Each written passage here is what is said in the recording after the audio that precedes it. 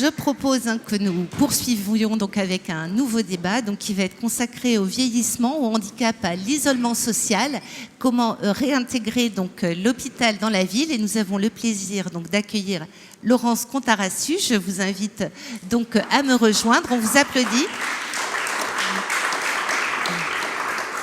Installez-vous. Donc Laurence Contarassu, vous êtes directrice exécutive des affaires gouvernementales et publiques pour la France, le Benelux et l'Afrique francophone, chez GE Healthcare. Et à vos côtés, le professeur Jean-Michel Bartoli. Vous êtes professeur d'université, praticien hospitalier, chef de pôle imagerie à l'APHM, hôpitaux de Marseille, au CHU de la Timone. Professeur Bartoli, on va poursuivre sur ce sujet de la démographie médicale, paramédicale. Est-ce que vous, dans votre service, vous êtes également concerné peut-être par ce manque de médecins, par ce manque de professionnels? Quelle est la réalité sur le terrain? Donc moi je suis radiologue, je suis ancien chef de service de radiologie à la Timone, à la PHM, et j'occupe quelques fonctions nationales, en particulier au niveau du Conseil national professionnel de la radiologie. Donc on a une vision complète et c'est exactement tout ce, malheureusement, qu'on vient d'entendre, sur lequel on nous a expliqué pendant longtemps qu'à cause du numerus clausus, parce qu'il fallait limiter les dépenses de santé, il fallait qu'il y ait peu d'entrants dans la spécialité en médecine. Aujourd'hui, on a séparé, avec la réforme des études médicales, on a séparé avec plusieurs voies d'entrée, très diversifiées, le PASS, le LAS, très intéressant. Le problème, c'est que dans une spécialité comme la nôtre, la radiologie, dans laquelle nous avons 9000 radiologues en France, dans lequel 40% des radiologues ont plus de 60 ans aujourd'hui, on est dans une grosse difficulté parce que 9000 étudiants se présentent pour devenir spécialistes. Et chaque année, nous nous battons, les radiologues, pour essayer d'avoir un peu plus de radiologues un peu plus d'étudiants qui puissent s'inscrire dans la spécialité radiologique. Nous avons aujourd'hui 271 internes par an. Si vous faites le compte sur 10 ans, on sera très très loin d'arriver à remplacer les radiologues sortants. Or, la radiologie, je ne vais pas vous rappeler ces éléments que vous connaissez probablement, mais la radiologie, c'est une spécialité qui se pratique depuis le prénatal jusqu'au post-mortem. Elle est présente dans tous les parcours de soins des patients, globalement, à part quelques très rares parcours de soins, mais la plupart du temps, que vous passiez aux urgences, que vous ayez une maladie chronique, que vous soyez en oncologie ou malheureusement atteint une pathologie cancéreuse, vous passez par la radiologie, donc la radiologie est présente partout. Donc il y a un besoin et un nombre d'examens radiologiques qui est croissant, que ce soit aux urgences, par les services d'accueil des urgences, mais globalement sur tout le territoire. Et on a malheureusement trop peu de professionnels de santé qui sont aujourd'hui formés, pas par la volonté de la profession, qui s'est battue et qui s'est organisée pour faire en sorte qu'on ait la possibilité d'accueillir plus de 350-360 internes par an en formation, sans difficulté, sans modifier quoi que ce soit, et sans coûter plus d'argent. Enfin, sauf le prix d'un étudiant par an qui, je vous le rappelle, est de 10 000 € par an. Voilà, pour l'État et pour nous et pour nos finances, quelle que soit la spécialité, quelle que soit la spécialité médicale. Donc c'est un gros investissement de l'État, je le comprends très bien. En même temps, on peut aussi comprendre que les gériatres aient besoin d'être plus nombreux, on vient de l'entendre. Les urologues aussi. Évidemment, aujourd'hui, moi je vois qu'en tout cas côté radiologique, en dehors de tout ce qu'on fait déjà aujourd'hui, sur lequel on forme les jeunes et sur lequel le territoire de santé est globalement couvert, on a une difficulté en radiopédiatrie. Nous avons de moins en moins de spécialistes en radiopédiatrie et c'est un énorme souci sur le territoire français. Aujourd'hui, sur le plan de la gériatrie, on a choisi volontairement de former tous nos internes de radiologie en profitant de la réforme du 3e cycle. Donc il y a beaucoup de réformes qui sont efficaces et qui marchent et qui nous ont permis maintenant de former nos internes de radiologie à la prise en soin des patients dans les filières gériatriques. Donc c'était quelque chose d'assez nouveau et on n'a pas été à l'heure de poly et de pluripathologie, c'était quelque chose sur lequel il fallait les former, on l'a fait. Donc ça, c'est un point majeur. L'oncogériatrie, les maladies neurodégénératives, tout ça, ce sont des éléments sur lesquels les radiologues doivent être formés, donc on s'y attache. Sur l'oncologie, je me permets de vous rappeler que le test diagnostic d'une efficacité d'une thérapie ciblée, en particulier celles qui sont innovantes aujourd'hui, mais aussi évidemment des autres méthodes thérapeutiques, que ce soit la chimiothérapie, la radiothérapie ou la chirurgie ou la radiologie interventionnelle, c'est un examen radiologique, le scanner, l'IRM, l'échographie. Donc là encore, si on veut tester, évaluer toutes ces nouvelles innovations qui sont incroyables et qui vont apporter quand même une espérance de vie améliorée peut-être pas en très bonne santé, mais en tout cas avec une espérance de vie, je pense que voilà, on a besoin de plus de radiologues. Donc ça, c'est un problème majeur qu'on rencontre. On a entendu M. Guéprat pour la FEAP, on a entendu les recommandations là-dessus. Voilà, il faut qu'on ait plus d'entrants dans nos spécialités. Je prends l'exemple de la radiologie parce que je le connais évidemment, mais je pense que ça touche tout le monde. Voilà. Merci beaucoup pour cette présentation complète. Alors, bien sûr, avec vous, nous sommes à Marseille. Laurence Contarassi, moi j'ai envie de vous poser une question parce que dans les quartiers nord, 400 000 habitants qui ont accès à 4 cabinets de radiologie, donc on voit aussi qu'en ville c'est très compliqué. Est-ce que c'est un constat qui interpelle l'industriel que vous représentez ? Alors peut-être déjà ce qui m'interpelle avant, je pense qu'on est tous d'accord avec tous les sujets dont on a discuté ce matin et paradoxalement on fait le même constat. Et je peux me permettre qu'on soit de droite ou de gauche, on l'a vu d'ailleurs au début. En fait, de quoi on parle ? On dit en fait on est à la vitesse de la tectonique des plaques. Donc, qu'est-ce qu'on fait ? C'est un constat. Par contre, il y a quelque chose qu'on n'a pas dit, en fait. On n'a pas parlé de dispositifs médicaux, justement. Pourquoi est-ce qu'on est là aujourd'hui ?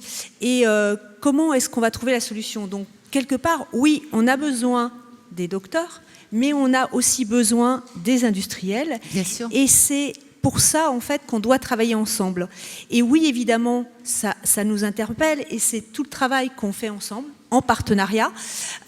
C'est pas si courant que ça. Il y a eu des moments où c'était à la mode, il y a eu des moments où c'était pas à la mode. Je suis bien placée pour savoir en fonction des postes que j'ai occupés. Par contre, la certitude que nous avons en tant que General Electric Healthcare, c'est qu'on doit travailler ensemble pour répondre en fait à toutes ces problématiques et tout particulièrement celle que vous avez donnée.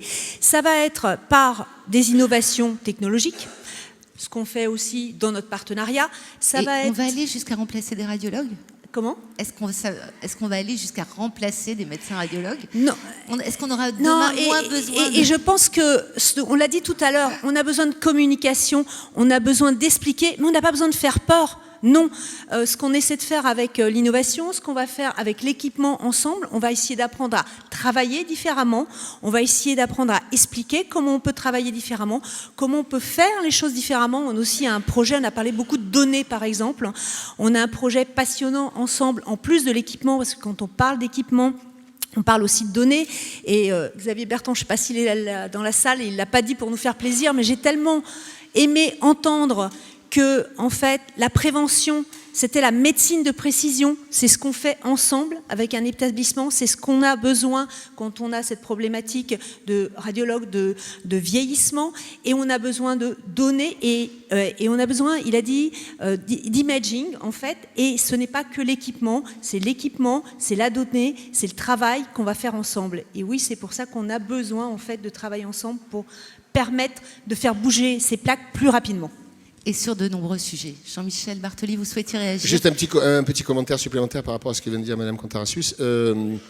Donc dans le cadre de ce partenariat avec la PHM, la difficulté que nous rencontrions à la PHM, c'est que, comme tous les hôpitaux français, Madame la directrice générale du CHU d'Angers, nous n'avons quand même pas des finances qui sont extensibles à l'infini. Donc il faut rendre des comptes. Et voilà, quand on a, comme dans une structure hospitalière comme la PHM, on a 8 millions d'euros d'investissement possible pour les équipements médicaux. Quand je lève la main chaque année en disant il faut me mettre un PET scanner, 2 millions d'euros, il faut me mettre 2 IRM, 2 millions d'euros, il me faut une table d'angiographie numérisée, 3 DCT ou 4 DCT, 1,8 million, 2 millions d'euros, j'ai pris les 2 tiers du budget de l'assistance publique au hôpital de Marseille. Voilà, c'est terminé. Les 23 autres pôles d'activité médicale de la paix me haïssent. Ils me haïssent.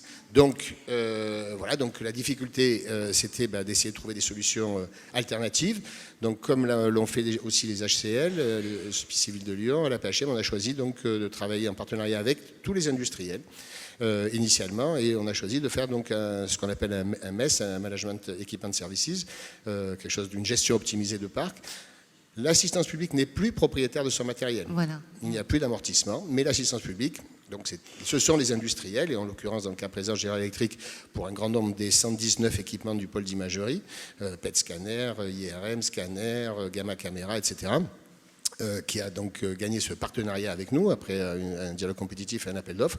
Et grâce à ça, pendant 12 ans, sur le plan de l'attractivité vis-à-vis des manipulateurs d'électroradiologie médicale, sacré sujet pour la démographie, pour les internes de radiologie, pour les radiologues, et pour les médecins demandeurs et bien sûr pour les patients de l'institution et autour dans le bassin de population que draine la PHM, eh bien on a des équipements qui sont up-to-date, parfaitement adaptés à nos besoins. Voilà, donc ça c'est une façon de réfléchir, de penser, de travailler qui est totalement nouvelle, entre guillemets, qui n'est pas du tout celle du système public français, mais qui à mon avis est en train de diffuser un peu partout, parce que je vois que nos collègues nantais s'en sont emparés aussi et vont faire à peu près la même chose. Voilà, donc ça c'est une façon de travailler sur laquelle il faut qu'on casse, entre guillemets, les codes qu'on avait depuis des années dans l'hôpital public. Ça, c'est très important et c'est une des solutions. Le problème qu'on va rencontrer, malheureusement, c'est que il y a en même temps, parce que l'État a fait beaucoup de choses très bien, et en particulier, elle a fait la réforme des autorisations d'activité. Et donc, elle a modifié, l'État vient de modifier les autorisations d'activité pour les appareils lourds à forfait technique, c'est-à-dire les scanners, l'IRM et les PET scanners. Donc, on va avoir une libéralisation de ce type d'équipement sur le territoire français. Aucun patient ne s'en plaindra, aucun médecin ne s'en plaindra, tout le monde est d'accord avec ça, tout le monde. Donc tout va bien. Le seul problème, c'est qu'il faut que les industriels soient capables de fournir. Est-ce qu'ils sont capables de fournir? Parce que l'augmentation va être de près de 40% du nombre de scanners et d'IRM supplémentaires sur le territoire français, sur le territoire national, ce qui va nous faire un bond absolument fantastique en termes de réponse radiologique aux besoins de la santé de la population. Il faut que les industriels le font. Donc je sais que General Electric, en l'occurrence, puisqu'ils ont même créé une ligne de scanner en France, donc voilà, ils vont répondre. Non mais c'est impressionnant parce que voilà, il faut quand même que on peut pas faire ça tout seul. L'État ne peut pas imaginer qu'on va augmenter de 40% le nombre de scanners. Si les industriels ne sont pas capables de répondre, on fait plaisir aux radiologues et aux patients, mais c'est totalement, ou à la population, mais c'est totalement factice. Or, les industriels réagissent et le font. Donc voilà, il y a tout un écosystème qui doit travailler ensemble.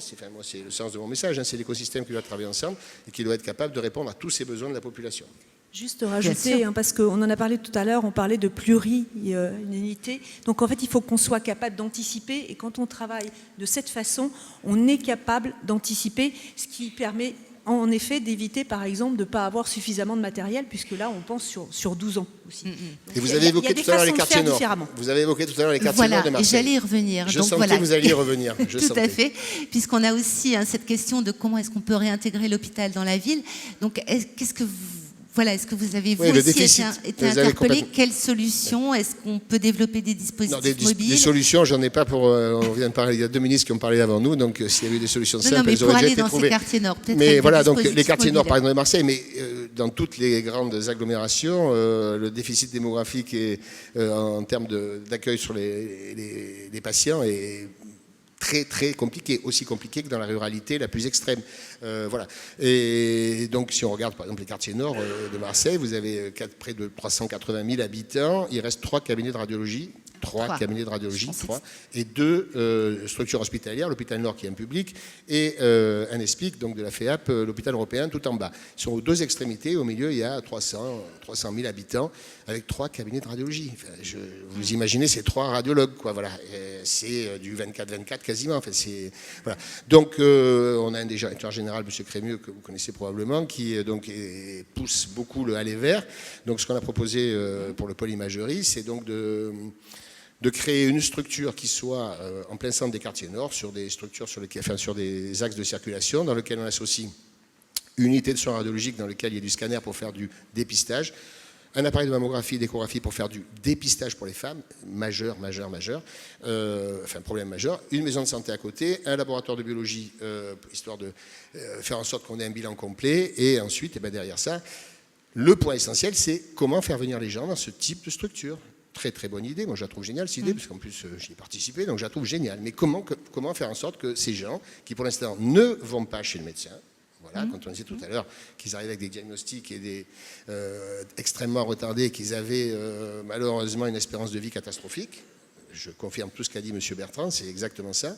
La difficulté qu'on rencontre, c'est comment les faire venir. Donc il n'y a pas de solution autre que la médiation. Il faut les associations de médiation qui sont sur le terrain, qui à la fois s'occupent de faire les courses, à la fois d'apporter à manger et à la fois de faire les rendez-vous médicaux. Si on ne fait pas ça, on n'y arrive pas. Voilà. Donc c'est ce qu'on est en train de monter. J'espère que, voilà, et si vous m'avez demandé ce que je redemandais si j'étais ministre, parce que c'était la question tout à l'heure. Je vous l'ai dit, Absolument, voilà. c'est la question. Je vous l'aurais du jour. dit, faire confiance aux médecins, faire confiance aux gens qui D'accord. savent, aux administratifs qui savent, qui sont de bonne composition, qui ont envie d'avancer, faire confiance. Voilà, Tout à fait. voudrais L'aller juste- vers, c'est une réponse aussi. Ouais, je voudrais j'allais- rajouter là-dessus. Oui. En fait, c'est, comme l'a dit Dominique Pont tout à l'heure, ce matin, j'ai commencé ma journée par animer une session sur la gestion du changement. Et la gestion du changement, c'est quoi? C'est d'expliquer, c'est de communiquer, c'est d'oser.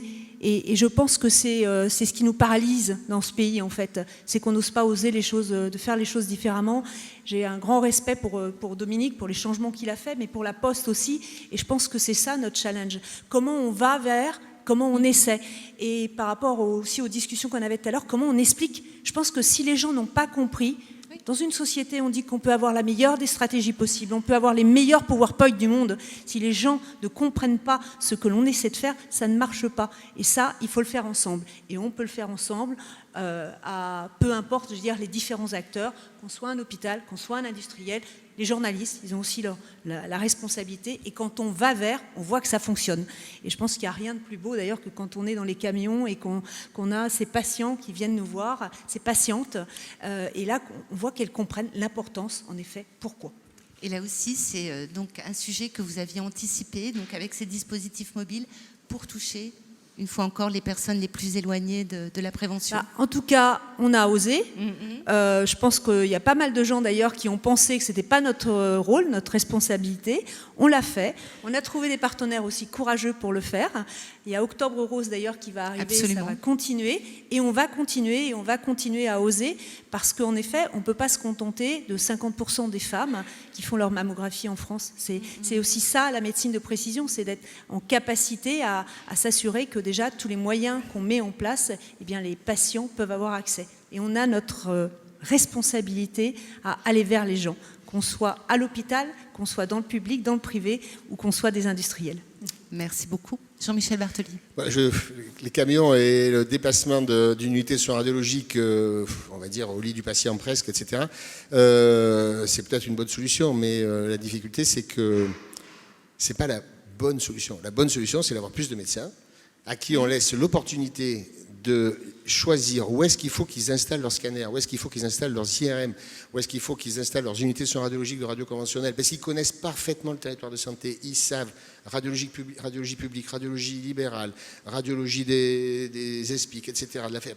Tout ça, on connaît nos territoires de santé, on les connaît bien. Voilà, il faut nous faire confiance pour qu'on sache où est-ce qu'il faut installer ça. C'est pour ça que moi je crois beaucoup à la régionalisation entre guillemets du financement. Oui. Voilà, parce qu'on est sur des zones qui sont suffisamment larges pour avoir des sous, des recettes, ou des financements qui sont suffisants, et avoir en même temps des choix qui soient, pas dictés, mais en tout cas qui soient raisonnés à l'échelle d'un territoire de santé. Voilà, moi, cette collaboration-là, privé-public, on la mène. Si je vous parle tout à l'heure des quartiers nord, évidemment, le CHU va travailler là-bas. Évidemment, il travaille avec, on l'a vu, les associations de médiation, avec bien sûr les radiologues libéraux du territoire, les 3 cabinets de radiologie, et puis d'autres qui sont associés, bien sûr. Voilà, donc c'est tout ce genre d'initiatives-là. On en parlait tout à l'heure avec le CHU d'Angers. Il y a beaucoup d'initiatives qui sont intéressantes. Après, c'est toujours la difficulté, est-ce qu'on est capable de les faire arriver à l'échelon national? Moi, personnellement, je vais vous dire, c'est pas très grave. Si déjà dans notre coin, on a déjà réussi à faire en sorte qu'on améliore pour 300 000 habitants l'espérance de vie de ces patients, moi, personnellement, déjà, ça me va très bien. Hein, voilà. Absolument. Et donc la prévention, c'est vraiment l'affaire de tous, c'est créer bien collectivement sûr, une bien sûr. dynamique, et y compris avec les Exactement. industriels. Très bien. Merci beaucoup. On vous Merci. applaudit.